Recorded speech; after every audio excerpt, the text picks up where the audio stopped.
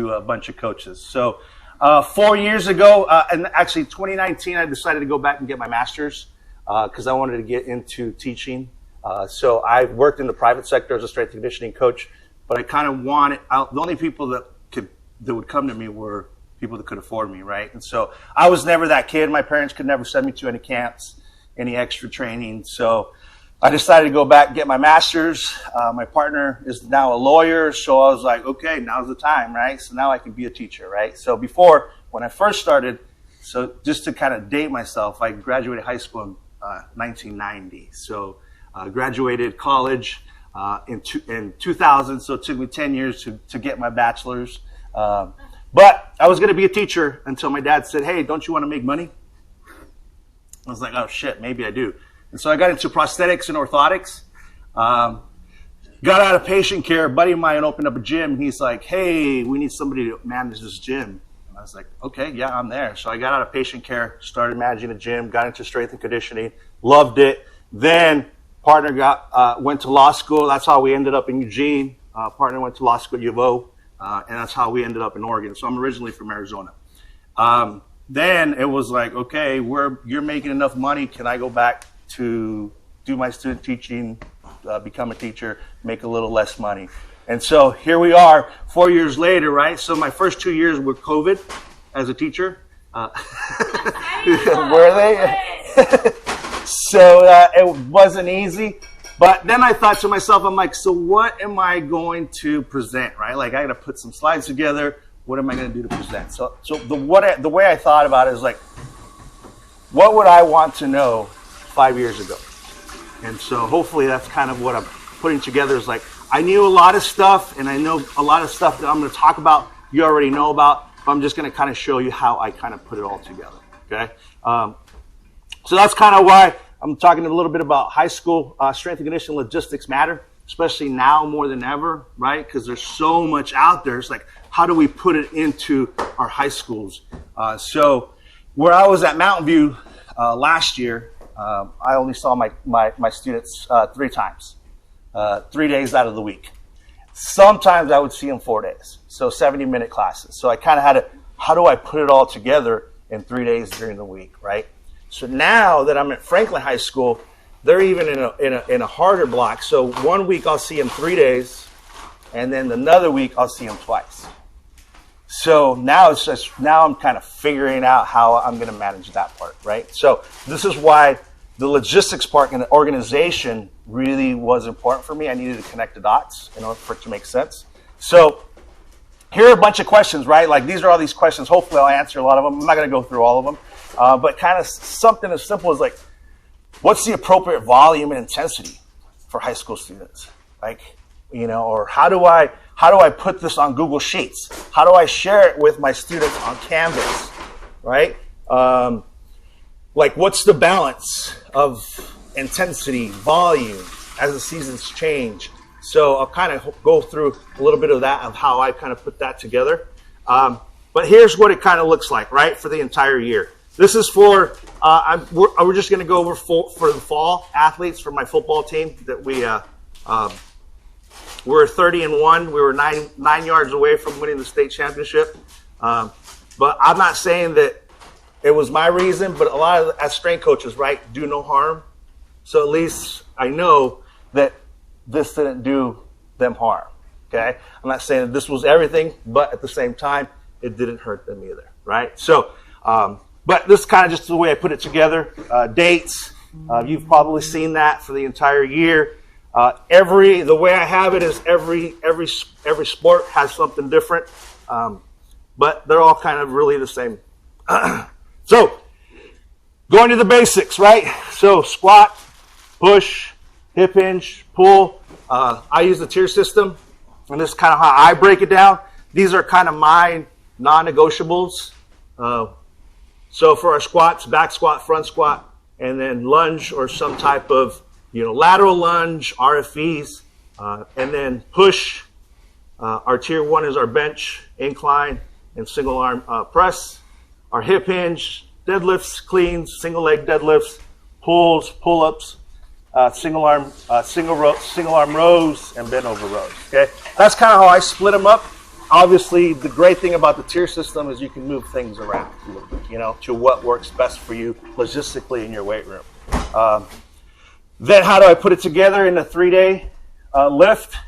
So day 1 is LUT, lower, upper, and total body. So I've got my back squat on day 1.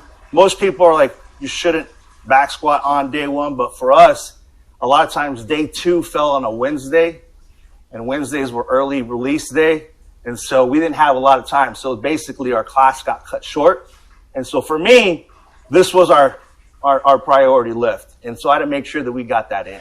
And the thing is, like, kids got used to it. Everybody says, well, you shouldn't squat on Monday, right? Because kids, you'd be surprised. Okay. They know after a while, hey, we're going to squat on Monday. I know that I'm going to squat on Monday. Okay? On day 1, we're going to squat. So most of the time they were ready.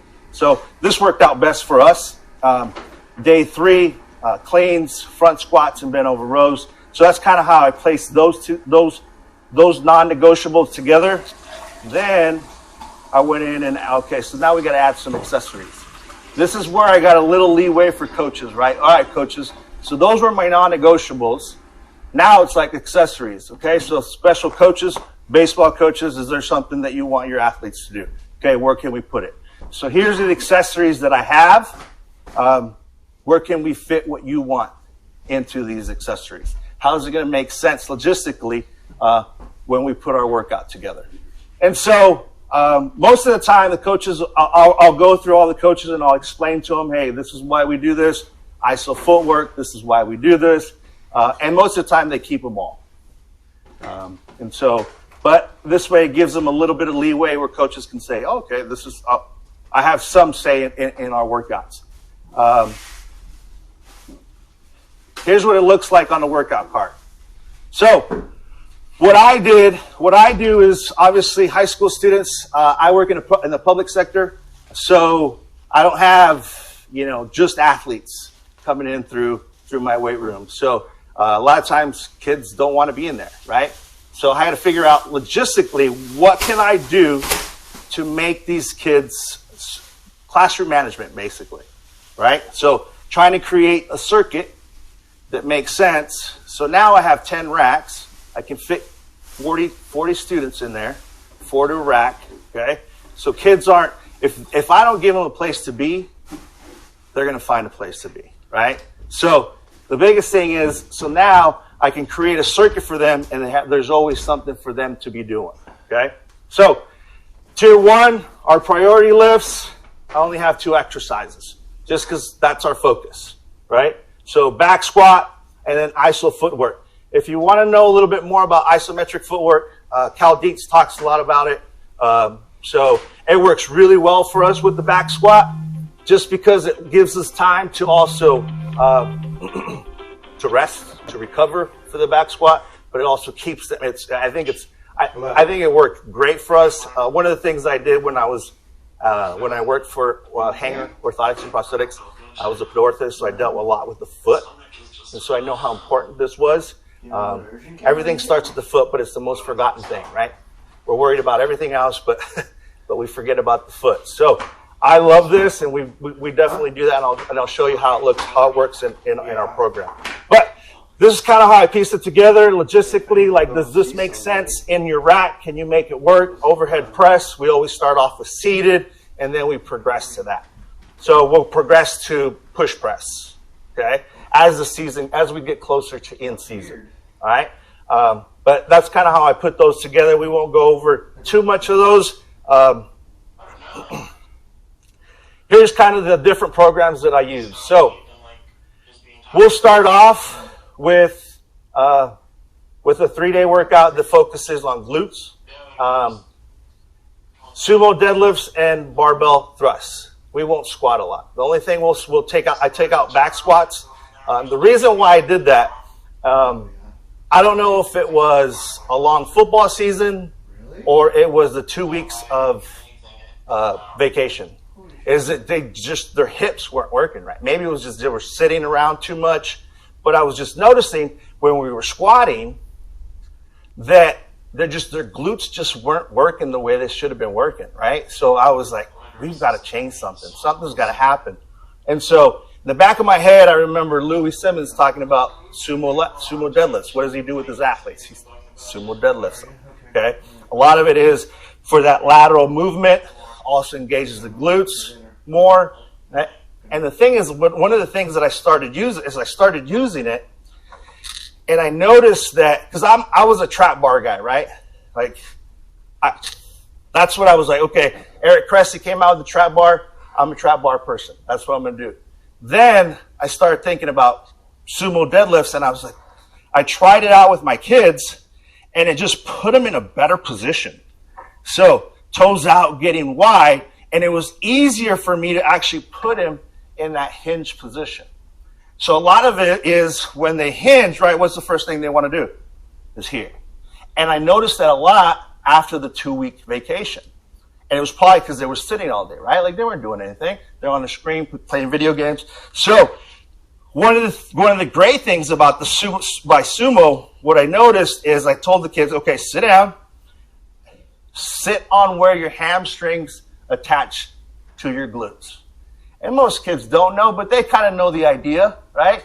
And so they're here, and I just have them sit in that position. It automatically puts them in a great spot. So they're sitting here, okay, reach straight down and grab the bar and lean forward.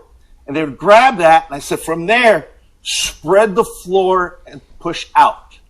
Okay? So pushing out, spread the floor. Now I'm teaching that lateral movement. Okay? I have them in a great hinge position, which is the hardest thing for them to learn. Okay? So from that position, I said, okay, just stand up. Boom. Okay? And we would do that for 2 weeks up to a month. My football players, the older guys, varsity, a lot of the guys play both ways. So I wanted to take a lot of that pressure off that spine. So now we'll do deadlifts, sumo deadlifts, hip thrusts, just to focus on those glutes for 6 weeks. Once the season's over, do it for 2 weeks. They got 2-week break. Then we come in and we got another block for 4 weeks. Same thing. Do they hate sumo deadlifts? Yeah, they do. But then I tell them, I said, this is it. Do it for 4 weeks. We won't deadlift again after that. So then we just kind of switch from there. Then we'll go into an eccentric isometric plan. Okay, so where we really focus on hypertrophy, technique, we slow things down, and then we'll go into more of a strength where we're using submax, dynamic, repeated effort method, and then we'll go into preseason. So the way it works is usually I've got these blocks, right? They're 4-week blocks. This one we'll use for 6 weeks total throughout the year. Eccentric and isometric, we'll use it twice a year. So 2 times. So total 8.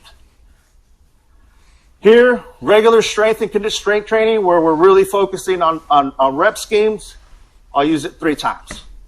So total of what? 12 weeks. Okay? Preseason, we'll go 2 times. So right before the season starts, we'll use the preseason plan, and I'll go over these here in a little bit. Preseason plan, we'll go through it twice.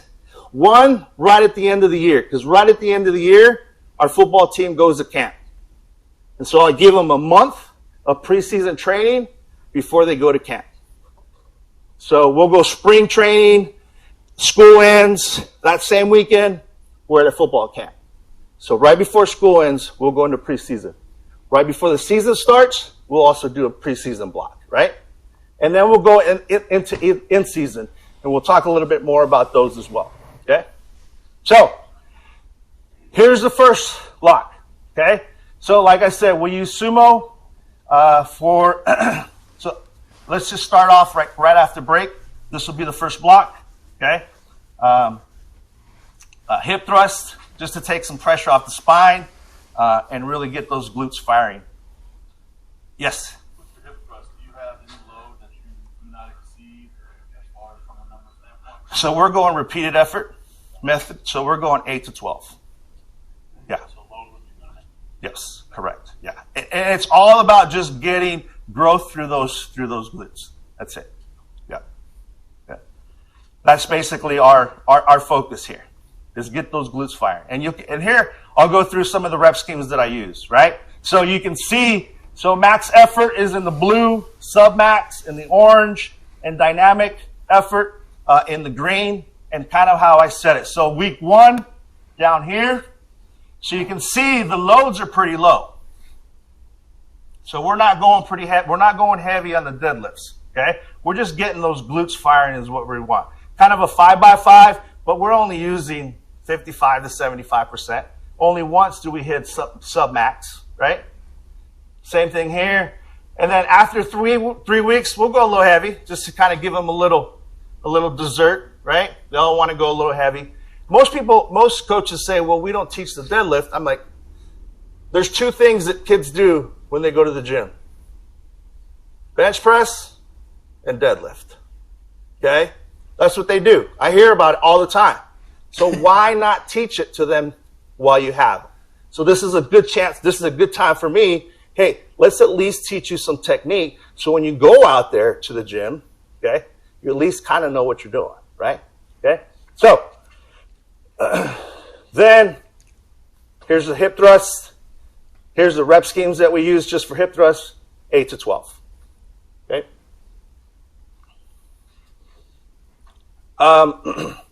This one here, so then we go into eccentric isometric block. I stole these, I adapted these from Simply Faster. I found these on their website. So these are just parameters for eccentric and isometric reps. Okay? Here's what it looks like in the workout card. Our tempo for back squat, 5, 1, and explode. All right? 5 seconds down, 1 second hold, explode up. And this actually really helps for technique. So now we've hit them 4 weeks of sumo. So they've really they've learned the hip hinge at low intensity. Now we're going to hit them with eccentric and isometric. Okay, so they're learning the back squat. We're slowing things down. We're building muscle fiber, making them stronger, right? And then we're pairing it up with footwork. The way I do the footwork is week 1 and week 3, we do isometric. Week 2 and week 4, we do raises, just like heel raises, just to get that foot moving, okay? And it's a good little rest period, and it's great for classroom management. Hey, where are you supposed to be? Footwork, let's go.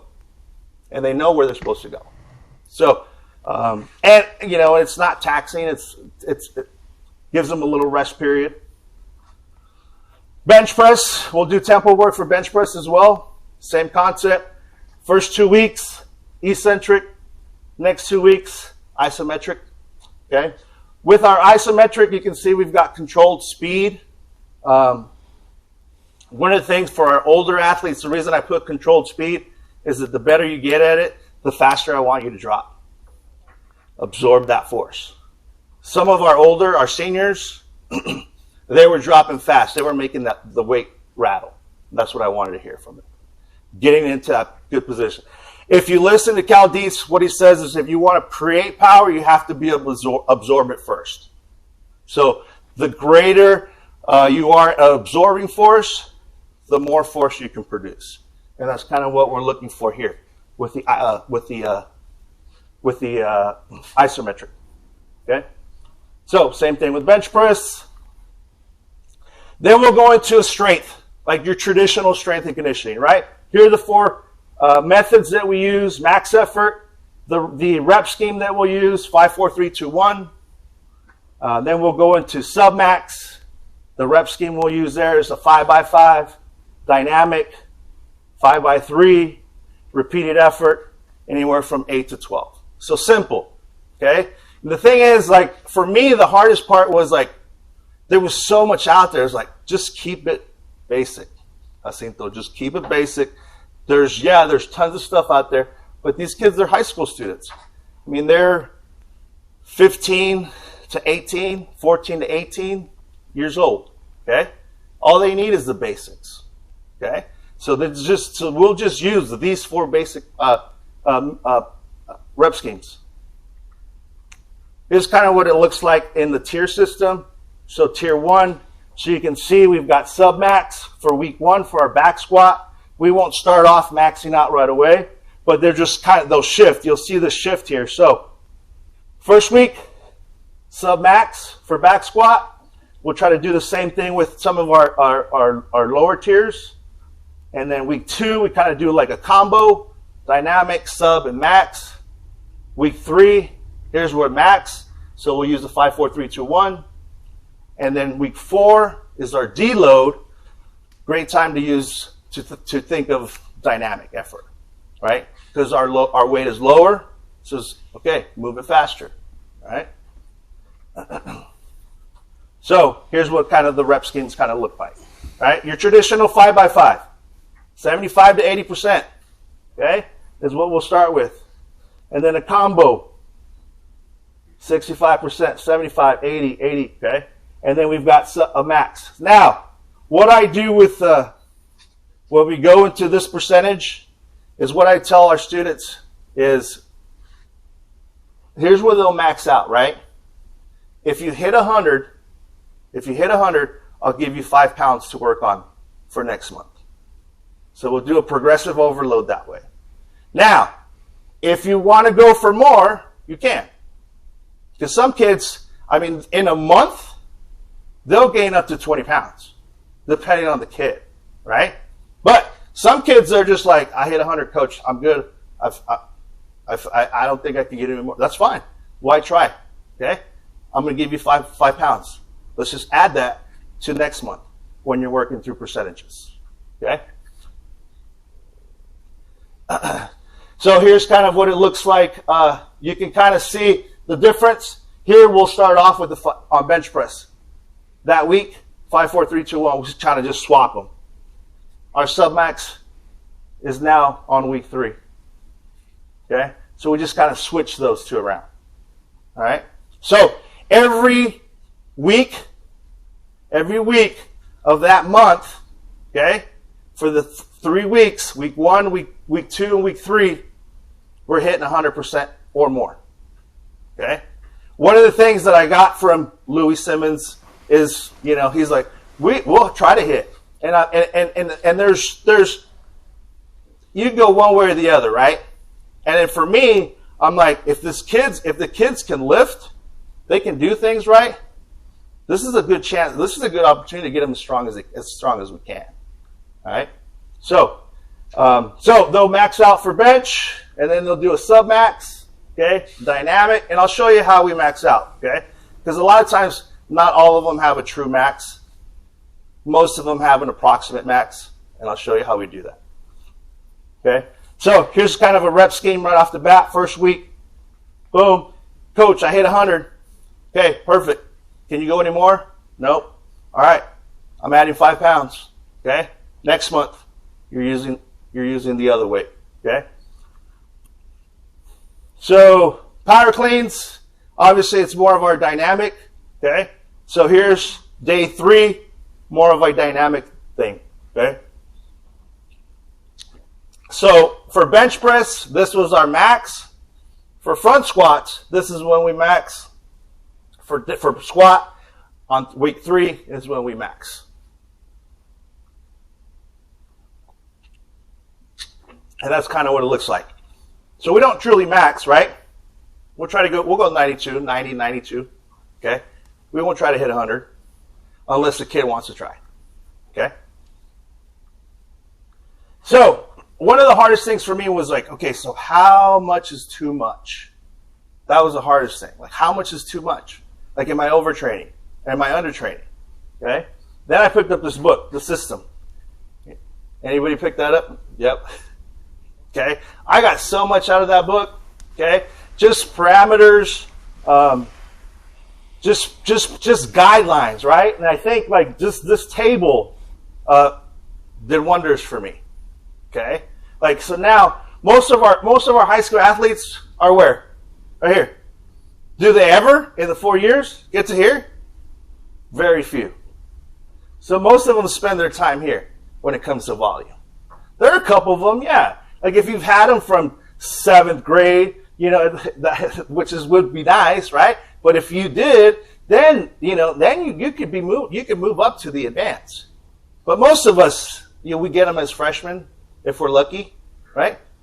Like for me, at this new high school, I have no freshmen because we have PE, freshman PE.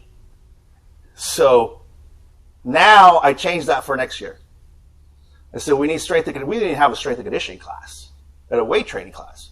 So now I propose we need a strength and conditioning class in our school, during school, and freshmen should be able to take it. So now they made an exception.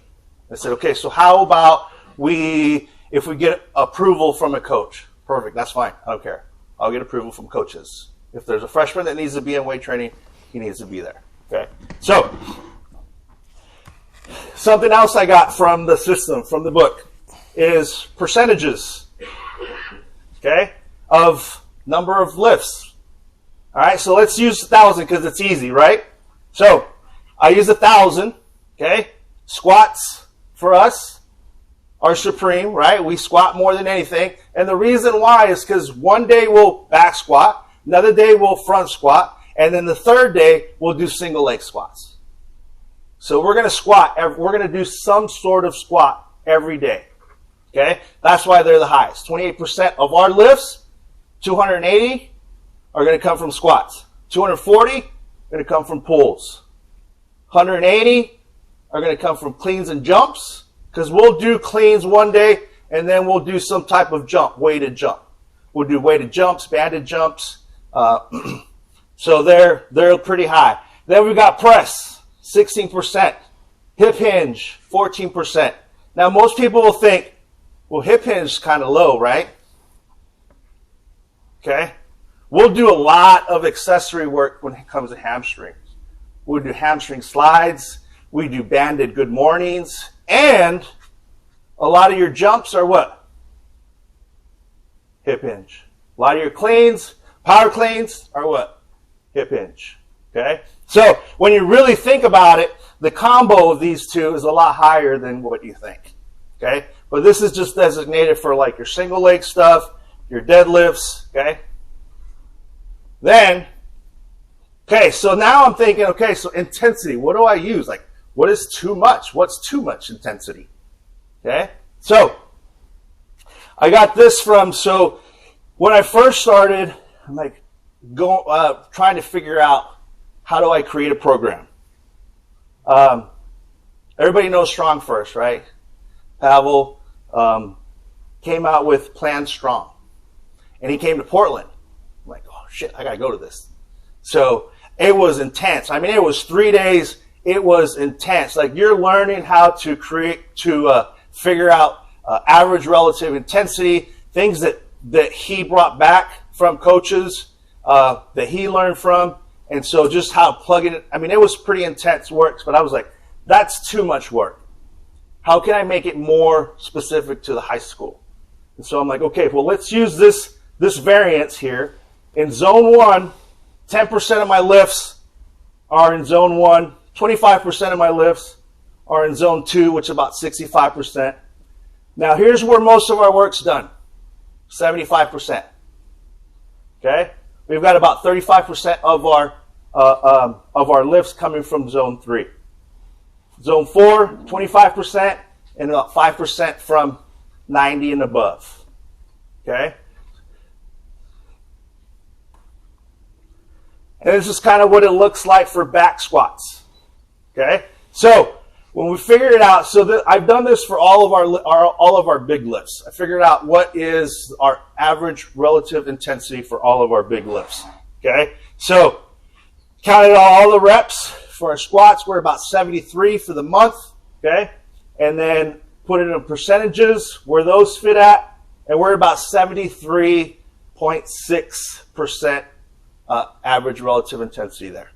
And for squats, that's pretty good. I try to keep it anywhere from 74 to 75. Back squats, just because they're a little more intense, you can go a little lower. Right? Then we go into preseason. Like I said, we go 2 times during the year. We'll go into preseason.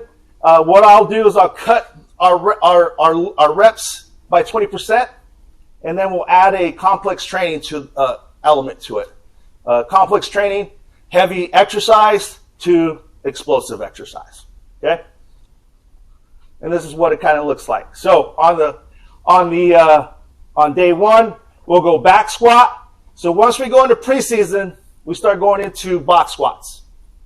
Okay? We're really focusing on that explosive. So we'll go back squat, box squats, and then we'll go into depth tuck jumps, low reps, and then as you can see, for alignment in our ninth graders, we do seated. We don't do depth jumps for alignment, and we don't do depth jumps for our ninth graders. We'll just do seated. Rock back and jump. All right? Bench press, plyo push-ups, okay? Back and forth from those two. You can do medicine balls, bands, whatever works logistically for you. Plyo push-ups work the best for us, okay? Then we'll move into hang high pulls. We won't catch for a lot of our athletes, okay?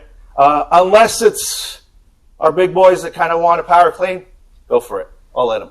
But also, we've got, our receivers, our quarterbacks that don't want to catch, that's fine. Just focus on that triple extension for now. And then they'll go into vertical jumps. In season, so you can see in season we cut it by 30%. Okay, so here's kind of an example. So our eccentric and isometric plan, number of lifts are about 1,000, a little over 1,000. Okay, preseason we cut those by 20%. So the true number would be about 862. We're about 855, which is pretty close. Okay, our in season cut it by 30%. True number is about 755. About 766, so pretty close. Okay, for me, everything has got to connect. I have a hard time if it doesn't connect, so it's really hard for me to like, why is this not 755? But it's at that point where I'm like, that's close enough. All right. So in season, another thing we do is we do a rotation. So like here's an example. Week 1, we'll do back squat, our main lift, bench press for day 2. Power clean for day 3, and then we'll just kind of rotate around. What usually happens at the end of the week? Game day, right? Okay? So game day, there's always game day protocols. There's 1 day before game protocols. So what ends up happening if I don't switch that lift? That lift always gets affected, right? So I'm switching it around, okay? So now our day 3 becomes the back squat. Our day 3 becomes the bench press. Okay, so this way we're just kind of rotating all those around to where the same lift isn't always affected by the protocol. Okay, another thing that I do on the first day is we'll do some type of complex training. Okay, low volume, but we'll do some type of complex training. 2 days out of the week, we'll go heavy. Okay, the other 2 more dynamic. Okay. Here's the difference from our box squats. Okay, so more off season, we sit back more to where our shin angle is perpendicular to the ground. We do use, once we use box squats, we do use the foam, low to medium density foam.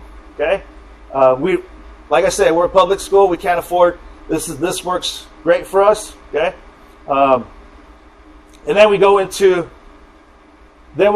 more of a preseason box squat, same size, 12-inch, okay? But you can see the shin angle is more athletic. So I really focus on that shin angle. So, okay, preseason, our shin angle's got to change, all right? And then in season, we'll go higher. This is the size of a bench. So those people, so we'll use bench size to do our box squats in season. And the reason why is that at this point, I can lift just as heavy in season, but now we're moving the bar faster. We're moving the bar quick because we're higher, but they're still getting that central nervous system with the high weight. Okay, and I don't know if this maybe played a role on our glute activation after the season was over. Maybe, probably. Okay. But at the same time, that was not our goal. Our goal was to be explosive and fast in season. And so this is why we will come back. Okay? We'll come back and we'll target those glutes at the end of the season. Okay? So that's kind of the thought process behind it. Right?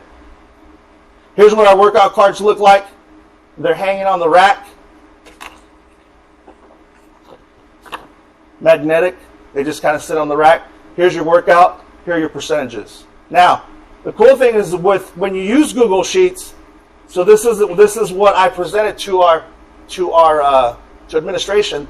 So now they're going to go in there on Canvas. They're going to make a copy of the workout, and they're going to create their own workout by creating the equations per each square. So where this says 55%, at the very top, show you. Oh, maybe not. So at the very top, it has a place where it has their maxes, and then they can put their max in there, and it'll give them their number, the number that they should be lifting. This way, it gets rid of having to go to this card. Okay, so they have the number that they're lifting according to their percentage. Another reason I use Google Sheets that I love it is because I can add. I can add all my reps on there. Let's see. Here's another thing that they have. So here's how we figure out our 1RM, right? So this is like 6 weeks into their program, right? Now we're going to start testing their 1RM. So this they make a copy of. They have a sheet.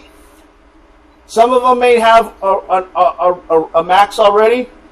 And what they do, they just plug it in here, and it's already filled out for them. Their equation, okay, so for my warm-up, I'm at 225 for 5 reps, 2-minute rest. So they've got, for their deadlift, their bench press, their back squat, they've got a copy of Progressive Overload where they fill that out, and this is where they should be every month. So it gives them a 5 pounds. Okay, if not, they just change it. Okay.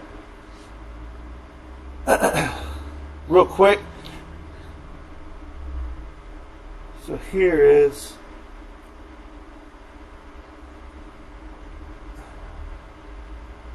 so the good thing about here's the Google Sheets. So you can see how here's my fall sports. They have everything already planned. So a lot of it is also parents, vacation times. Okay? Nothing's mandatory during the summer, but this is when we're not going to be lifting. Probably a good time to take a vacation during those times, right? So here's for fall, winter, spring, and general ed. One thing that I have to work with this year is our general ed population. They don't need weighted jumps. They want to do other things, so it's just figuring out what we're going to do with them, okay? Here's what I was talking about with individual. So if I go here and I put in 405,